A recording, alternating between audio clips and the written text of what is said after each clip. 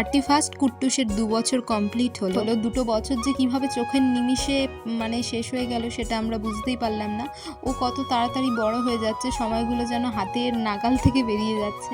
আর ওর সাথে এই ছোট ছোট মুহূর্তগুলো আমরা ক্যামেরা বন্দি করে রাখার চেষ্টা করি, যাতে বড় হলেও ওই জিনিসগুলো দেখে বুঝতে পারে আর মনে করতে পারে। হয়তো মনে থাকবে না ওর এই দিনগুলো, তবে আমাদের স্মৃতির পাতায় থেকে যাবে। আজকে দুপুরবেলা ওর জন্য লাঞ্চের থালিটা মা আর ওর মায়ে মিলেই সাজিয়েছিল। আর উনি কি করেছে, প্লেট থেকে পাঁপড়গুলো সব থালায় ঢেলে আইসক্রিমটা পেয়ে আর অন্য কোনো খাবারই খায়নি। তারপর আমরা বিকেলবেলা ওর জন্য গিফট আনতে গিয়েছিলাম, আর জুডিওতে নাকি সেল চলছে সেটাও দেখে আসলাম। বাচ্চাদের জামা কাপড় তো ওখানে পাওয়া যায়নি, তো অন্য এক জায়গা থেকে ওর জন্য জামা কাপড় নিয়ে এসেছিলাম। আর রাতের বেলা আমরা কেক কাটিং করেছিলাম, এদিকে নিজেই নিজের কেক কেটে নিয়েছিল, বার্থডে কেক, আর সবাইকে খাইয়েও দিয়েছিল।